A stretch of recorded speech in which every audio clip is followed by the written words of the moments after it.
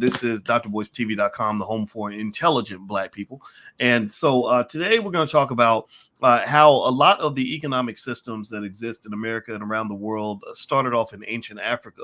And there's an extraordinary film that a lot of you really need to see. It's very deep, it's very rich, it's very powerful, it's very well done. And it's called Hapi, Hapi. And I happen to have Mr. Taki Grant, who is the filmmaker who created Hapi. And I'd like to welcome my brother to the platform. How you doing today, man? Hey, boys. How you doing? How's everything? Everything is good. Everything's good. Now, you're in New York, right? Are you in Brooklyn? No, Queens. Queens. Okay, Queens. Nice. Well, shout out to you in Queens, man. And everybody greet this brother when you come through the door. He's a great filmmaker, and he's done a lot of great work for the community. So let's just start. I'll just start from the beginning. I met you a few years ago, and you were working on Hapi, and you were working on Hapi for years. I mean, really putting in that work on this movie. Which, by the way, everybody who's watching, it's an excellent movie. I mean, it's the kind of movie that you could watch for the entertainment value, but also it's a movie that shows respect to the brilliant elders that we have in the community, the people that are not going to necessarily get play in Hollywood, but they should get play in the real Black Hollywood, which is people like yourself. And also it's tremendously powerful education in terms of what we can learn about ourselves and who we are. Tell us about Hapi. How would you describe that film? I know it's a passion project for you, but how would you, if I said, tell me about Hapi in 90 seconds, what would you say? In 90 seconds, well, Hapi is a film that deals with economic empowerment for our people. Hapi started off as, originally I wanted to do something based on relationships, dealing with just the relationships of the kingdom of the now. But that was kind of, to me, I saw it almost as boring. And it happened, that notion came to me about 10 years ago. So a friend of mine's introduced an idea to do something about economics. And I said, you know what? That is something that we can do that's universal to all Black people, right? Hapi came on the heels of two previous films we did years ago. The first one was Nubia, The Untold Story. And the second one was The Tekken, Uncovering the Influence of Ancient Egypt. And those films were done back in the early 2000s, like 2006, 2008. So I took a long hiatus before I started making other films because I said I needed to do something that's going to reach more people. And the idea of the economic piece came up and I saw that as being a more universal discussion. And then we tied the economics into history. So it's economic empowerment through economic literacy. And that's exactly what Hapi is. And when we think about something that we need to do in terms of being, fighting for our liberation, one of the things that really comes up the most importantly is the economic piece. And Hapi kind of goes, I know I'm over the 90 seconds and I apologize for that. But Hapi goes deeper than that. We think of Hapi, we think of the three essential components of world civilization. That's economics, politics, and culture. And we look really deeply at those three. We know that Black people have money. We know that to some degree, we have some political influence. But we don't have is a cultural imperative, which gives us our deep values, which tells us who to spend our money with and how to spend it. You know what I'm saying? How to manage that money. And that's where the historical context comes in. That's where the cultural context come in, and that's what Hapi comes in, because Hapi marries all three of them together. Okay, so you said, did you say economics, politics, and culture? Yes, sir. Okay, and they're all related. That's something everybody should understand. Economics and politics and culture. I mean, they're deeply related. Yes. And I like the way you use culture to kind of understand that. I mean, the way it links to the value systems and choices that we make, my culture is going to determine whether or not I have wealth or don't have wealth, because if wealth is a part of my culture, then, leaving wealth to my children is going to be very important to me. Right. Or if I have a culture of spending all my money with Europeans, then that's what I'm going to do. And so that's why I think we have to be real careful about the music we take in, entertainment and all that, because they're creating a culture. They're creating a culture of, give it all away, give it to find the nearest white man and give him all your money, and then you're supposed to cry about how broke you are, right? So let's talk about this film, and then I want to talk about your event in Detroit, because I think everybody needs to know about this summit, which is beautiful. So who's in this film that everybody needs to know about? Like, who should be our superheroes in the community? And I'm in the film. I'll just throw that out there. Don't mention me. I ain't important. I want all the other. I mean, you pulled together, like, it's like the Avengers, the way you pull together this powerhouse group of black thinkers. Tell us about who's in this film. Well, first and foremost, we have Dr. Leonard Jeffries, who coined what he called the pyramid analysis, which is economics, politics, and culture. You have Professor James Small, Dr. Julianne Malveaux, Dr. Solange Ashby, Dr. Georgina Falou, Dr. Patricia Newton, the late Dr. Patricia Newton, who made her transition a couple years ago. Shucks, who else we have in the film? Dr. Akedi Amin, Mfudishi, Dr. Wade Nobles. It's the host of other people, and it's beautiful, the way that it came together, because we wanted to have, again, dealing with on even production side in terms of putting the film together. It was based on economics, politics, and culture. Having the politicians in there, Charles Berman, having the bankers in there, Ken Harris, who's the president of First Independence Bank in Detroit, yourself, Dr. Julianne Malveaux, Dr. Georgina Falou. So it was a hist of the economists. We had the politicians, and we also had the historians, the Dr. Jeffries, the Professor Smalls, the Rakedi Amis, and Mfudishis, all those people together. So it was like a mix of those three principles together, not only in theory, but also in film, in terms of bringing them together into the production side. Well, you know what? I was super impressed with not just the quality of the people that were in the film, but also the years. I mean, you put years into this, man. How many years did it take you to make this movie? It took about, I would say, baby, about altogether 4 years. And I got to give a big shout out to the production side, Tuti Films. Brother Sihiru did a lot of work. He and I, side by side, did a lot of work on putting the film together. So definitely big shout out to him. He just did another project with Queen Afua, the Sacred Woman web series. You go check that out. See, there's a brilliant person, brilliant filmmaker. So definitely want to check that out. So the film really started, again, this is really important because this kind of ties into Detroit. The notion of the film for me started 10, 11 years ago on the heels of the other two films. I made Nubia, come out to Tekken. The third film was about to come out. I went to Egypt, tried to film it. It wasn't working. It was just basically historically based. And there was something about it that didn't resonate with me in terms of what we need as a people.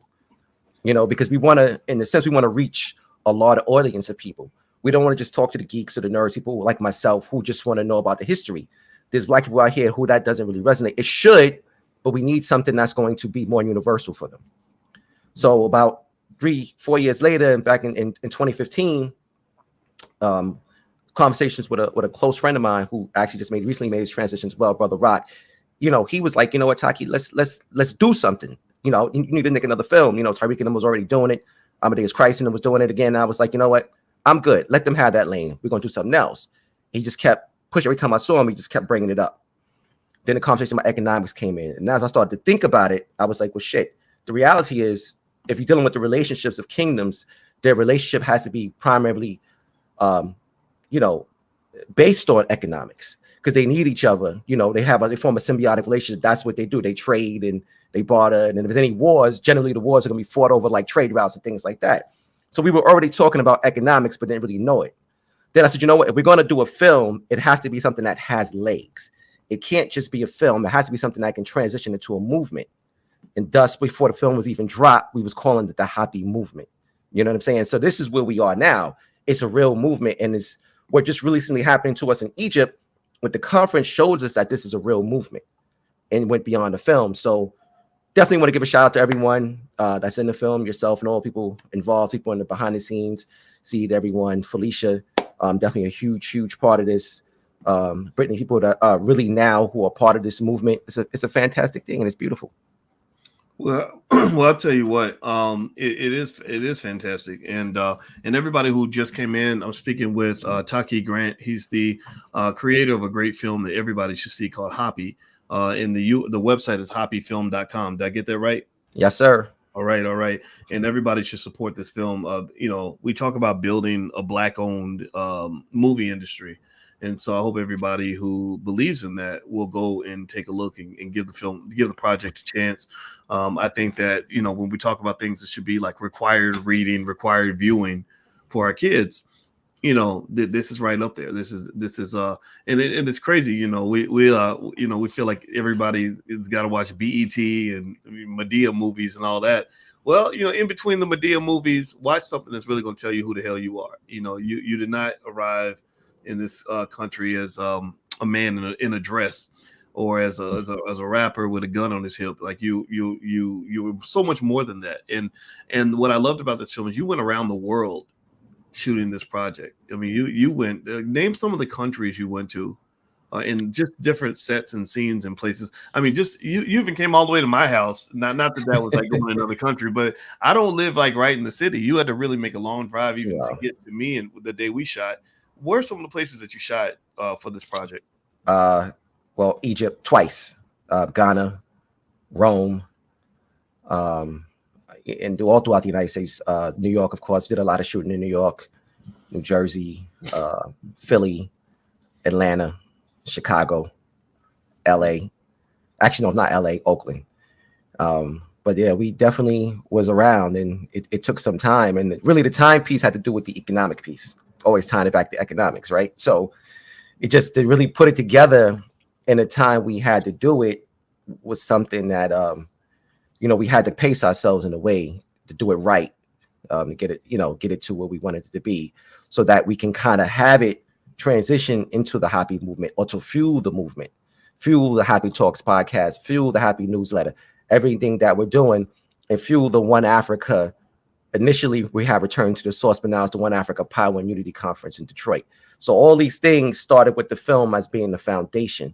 And as we had a strong foundation, we was able to build upon that and move into other aspects of the Happy movement. Well, you know what? I'll tell you, man. I remember, let me say this. I see a lot of people making a lot of films, and the quality varies, the motivation varies, right? And what I saw with this film was I saw that you were approaching it as an artist, as a scholar.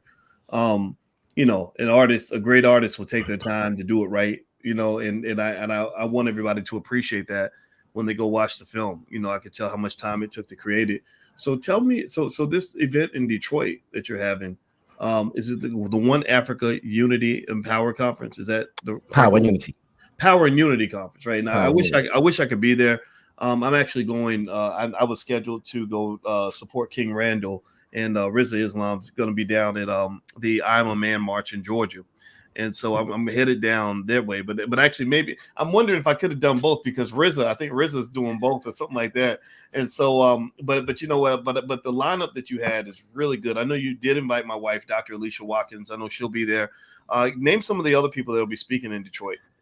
So you have Bayana Bello, Rizza Islam, as we said, who will be virtual, Jabari Azaze, Dr. Theophilo Benga, Dr. Susan Tata, Asar Hotep, Brother Kaba Kamene, Infoducci, Dr. Jeffries, Dr. Roslyn Jeffries, Dr. Ken Harris, who will be the host, yes. Dr. Malana Karenga, who will be virtual, Dr. Professor James Small, Shahrazad Ali as well, and Dr. Alicia Watkins. Wow. Oh, okay. So Rizza's virtual. Okay. So now I don't feel so bad. I thought that I was like, well, wait a minute. Maybe I could have made both, because I really wanted to be there. Because I just, it's something that I really think as Black people, we got to understand what we're missing, what we, and by the way, anybody who wants to pass or wants to go to the event, that you can actually find the tickets at boycewatkins.com. I listed them on my website. And also I'm going to share a link in the chat where you can actually buy a virtual pass. And make sure you get on the email list. And I'll also email the pass out. If you go, let me see if I can put this in the chat. I'm gonna try my best. I usually get stuff like this wrong, but I know some of you would like to get a chance to come to the event. So here is a link to. There's a link to the virtual event. And if you want a link to the physical event, you can just go to boycewatkins.com. I have it right there if you live in Detroit. And I encourage you to actually show up and be there, because, because the thing is, you see events all the time where it's just, Black people getting together to do something. We'll get together to do a basketball game or have a party, or maybe it's like an economic empowerment summit, which might be something better and more educational, or a networking event. All those things are cool. All those things are good.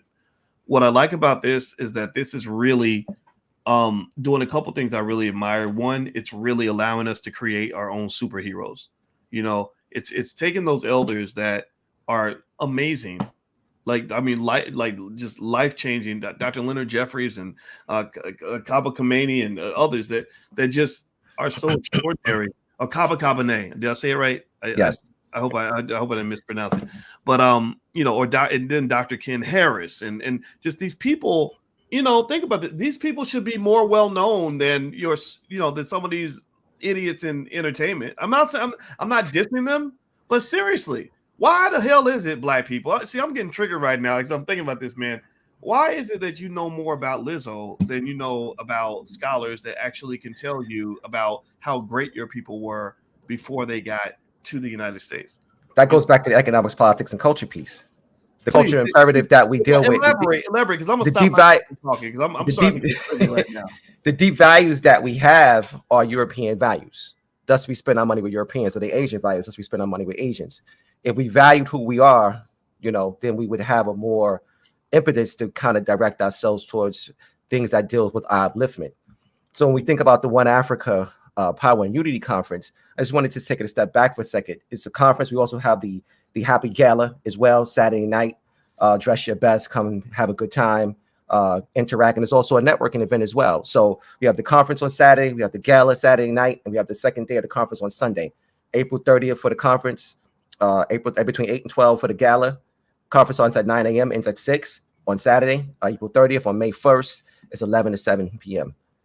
It's at the DoubleTree Hotel in Detroit. People in the area, the Midwest area, please come out. Like Dr. B said, if you can't do that, you might also want to just do the live stream. Live stream is going to be powerful. If you can't make it to Detroit, there's a live stream option for people to watch all throughout the world. And we just want to just take it back to the history of it, because this is the most important thing. This conference it's not just a conference. Let's just put that out there first. The conference was originally scheduled to be in Egypt on February 25th and 26th. We had about 200 people ready to go. Then all of a sudden, there was a group online that started to have this anti-push what the conference was about. And the book group was called, Afrocentrism Debunked. And once that started, the hashtag to stop the Afrocentric conference started.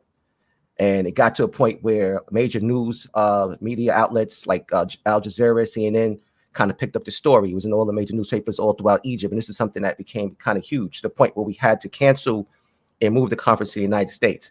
But one thing that it told me is that what we're doing is right and exact, and people are afraid. So the other part of this is that this group of the Afrocentrism Debunked is not just, it's a group of everyone from around the world. People just don't want us to tell our story. And this whole cancel culture thing really permeated to the point where we had to pivot. Now, one of the things about the conference in Detroit, which to me is even more, they did us a favor, because instead of just talking about the historical content we was talking about in Egypt, we actually shifted to a more universal discussion. That's why we changed it from returning to the source to power and unity. And we think about the power of unity, we talk about unity in our Black dollars, unity in our families, unity in our community. That's why we brought in people like your wife and Shahrazad Ali to talk about just Black love. That wasn't something we were talking about in Egypt. Egypt was just going to be an academic-based conversation on the correlations of the kingdoms of Africa and how they related linguistically, artistically, and return it back to the source, which is the now.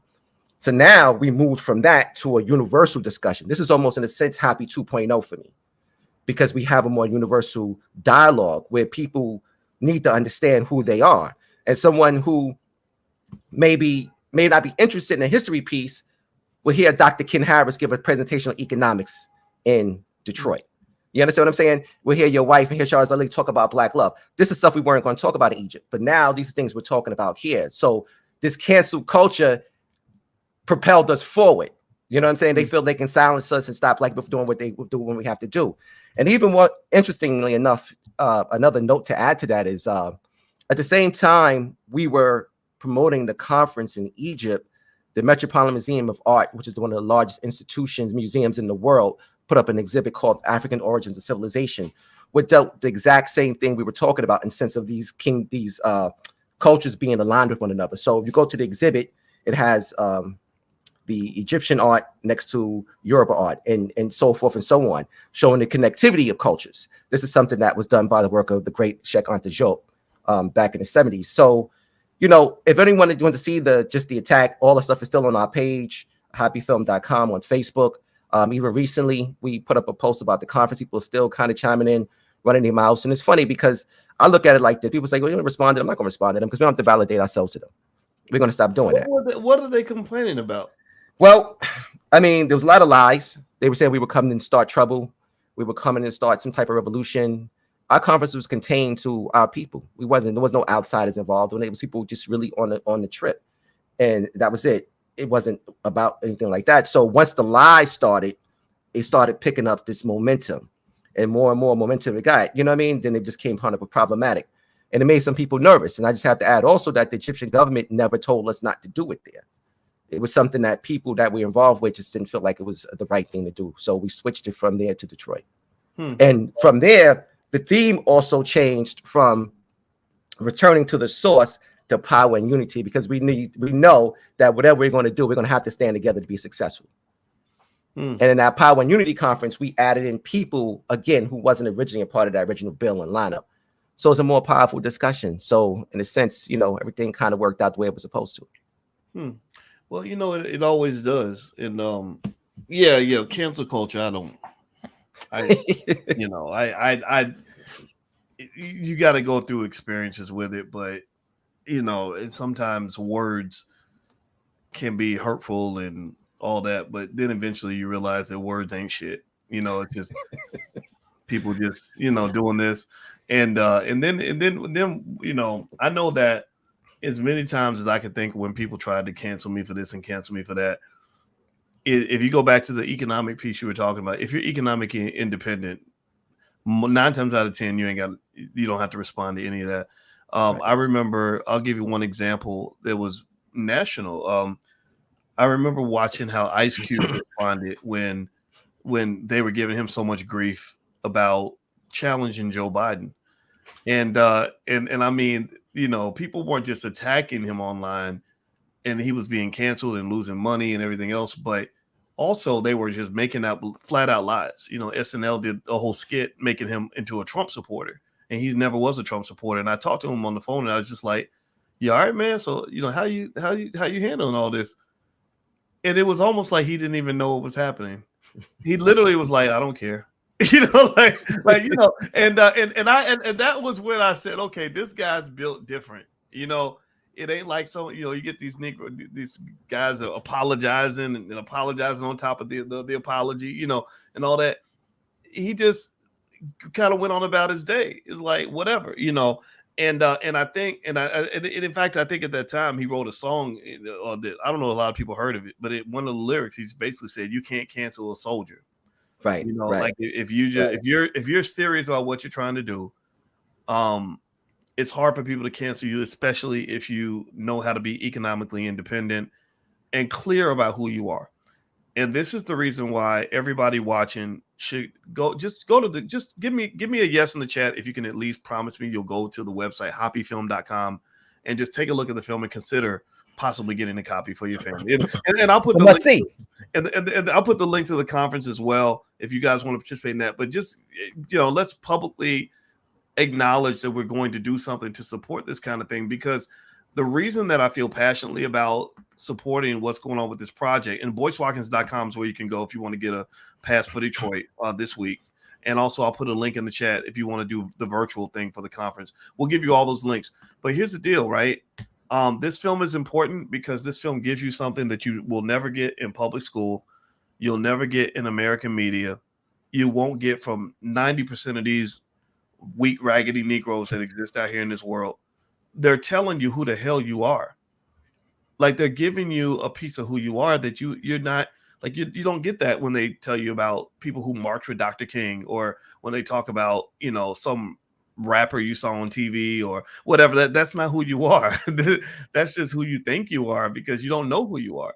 So when I hear some of these brilliant scholars that you mentioned talking about things that happened in ancient Kemet, 30,000 years ago, it gets me pumped up. Like, whoa, wait a minute, or Kush and these great kingdoms we had and these great things we were doing before we became slaves. I encourage everybody in this room to realize that that's really who you are. Find out who you were before the white man put a label on your black ass. Right. And the beautiful thing about Hoppy's a journey through time. Hoppy actually starts now. It goes back again 10,000 years, and it brings us back full circle to where we are today.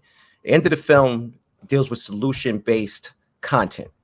And that's the important thing. It's not just the history piece, it's the economics, politics, and the culture. It's all three. So what we did was just marry it in and really bring it full circle, something that, again, more importantly, that can resonate with everyone. I just want to take a step back also to talk about the conference. Again, what I'm dubbing now is Hoppy 2.0, which is in terms of the collection of brilliant minds and the various, not the various discussions of how we can bring the economics, politics, and culture in together into one discussion, because it's important. And when we don't have, if any one of those are missing, we're missing everything. But what happened in February, it didn't just happen to, Hoppy, it didn't just happen to Taki, it happened to all of us, because they tried to silence the Black voice. They try to silence the fact that we were speaking up for who we are, and the fact that we are telling the world we know who we are and we know what our history is. That's the important thing. And I just want to make that clear. And this attack didn't just happen to us, it happened to everybody. So people coming to the conference, supporting the conference, understands that this Power and Unity conference, that's why it was changed, return to the source, to One Africa, Power and Unity, because we have to stand together. You understand what I'm saying? So it's really, really important that we understand. And I really want to, mention something about soldiers. We have a powerful team of people around us, from the various scholars that you mentioned, Dr. Leonard Jeffries, Professor James Small. They're soldiers. My sister Felicia, Brittany, these people are real soldiers. And we turned this thing around quickly. From the end of beginning of March, because that's what really happened. The conference was scheduled for February 25th and 26th. So we were still reeling in what was going on, but we turned it around so fast. I don't think they understood what really happened. Now that we turned it around, we also expanded the dialogue. We also expanded the narrative. We also made it more universal. So again, instead of just One Africa returning to the source, now it's One Africa, Power and Unity in the Black community, Black family, and with your Black dollars. All right. So before I let Taki Grant go, Taki Grant is the creator of the new film called Hoppy that everybody should take a look at. Well, it's not new. It's not super new, but it's been out there a little bit. But everybody, it's new to us, right? We should all check this out. You can go to hoppyfilm.com and find a copy. Now, I see some of you mentioned, let's see, Trinity says, I don't see where I can get a copy. So I don't know. I haven't been to the website, hoppyfilm.com, but I assume if there's not like a big link that says buy the film here. No, so I'm sorry. So when they go to the website, all they have to do is go to the merchandise page, and they can either get a DVD, or they can get the digital copy as well. So they can stream it. They can take that stream. They can download that stream, or they can just watch that stream anywhere they are, anywhere in the world. So definitely hoppyfilm.com merchandise page. And also, just me thinking out loud, I'm looking at the site. Yeah, brother. My thought too, man, is, like, if you sell the film, I will put on that first page, like, get a copy of the film here. It's just but it looks like you're marketing the conference, which I think which makes sense. Okay, got it. So before the conference, the film was right there front and center, but the conference is what we're doing right now, what we're pushing. Makes perfect sense. Okay, so everybody, this event that's happening in Detroit, I am if you go to BoyceWatkins.com, if you want to go to the event live, I've got passes right there on my site, actually. And also, I'll put a link in the chat if you want to go attend virtually, or you can get on our email list. And this is just, some of the amazing guests that are at the event. You've got Dr. Malana Karanga, Bayina Bello. I hope I said that correct. Yes, you said it right. Okay, Dr. Leonard Jeffries. You've got some real giants here. Professor James Small. My goodness, that's a bad boy. Dr. Rosalind Jeffries. Dr. Ken Harris, who isn't just an expert in economics. His doctorate's in economics, but he also studied Africana studies as well. He's deep in that as well. So he's super, super sharp, brother, and runs a big organization of Black-owned businesses all throughout the country. I want to say it's called the Black Business League. National Black Business League. Yes. National Business League, excuse me. Yes, and there's my wife, Dr. Alicia Watkins. She's a licensed therapist, full professor of social work.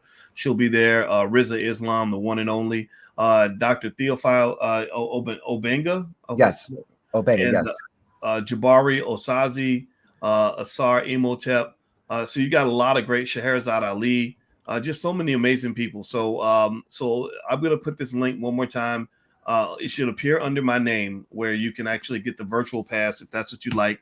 And also, I'm going to keep sending out emails about the conference as well. So make sure you get on the email list so we can let you guys know about that. Plus, the I Am a Man conference is happening in Albany, Georgia, if you happen to live down that way. And so if you go to blackmoneyminute.com and you can actually get a free e-copy of my book on how to invest in the stock market with $5 a day. But also you can get, I'll email you guys information about the events and everything we have going on here. So I will say thank you, brother.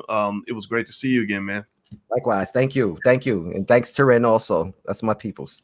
Yes, absolutely. And thank you all for watching and hanging out with us. And later on tonight, I'm going to have Sharice Lane on the platform. Sharice caused some controversy. It popped up on the Shade Room, where she made an interesting remark about she compared Lizzo to Jill Scott. I think Lizzo had complained that guys don't want to date women like her or something like that. And Sharice came back and said, it's not your weight, it is your class. You are not a classy black woman, and that makes you different from women who try to present themselves in a classy way. So I'm going to bring her on to help her elaborate her comments, because, the media will smash somebody who doesn't go along with the existing narrative. But Sharice, I've known her for a long time. She's a smart young woman, and I want to give her a chance to have her voice heard, just like all the celebrities. So she'll be on later on tonight on Dr. Boyce TV. We're going to have her on at 8 p.m. Eastern. So everybody have a good day. God bless you. We love you. And thanks again, Taki, man. It's great to see you, brother. Likewise. Peace.